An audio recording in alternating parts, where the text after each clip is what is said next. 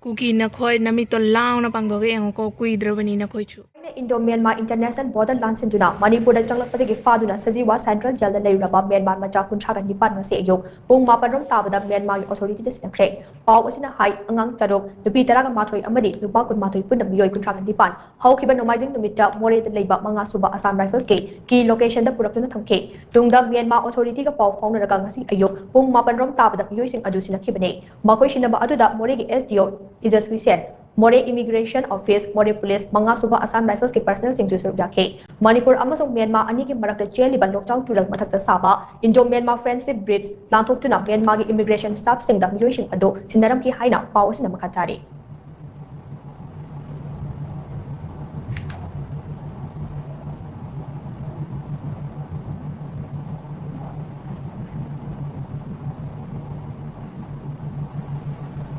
Hello mayam ngarangi pawda mayam ju ashi pawse adum ubiramani ai sho dum ure ashi jobada duki mading nungai ba fawri hai tare ado manipur sarkar na sumaina manipur da leira illegal immigrants mayam bu sumaina myanmar sing bu myanmar da muka halan gain da duki mading nungai ba fawri ado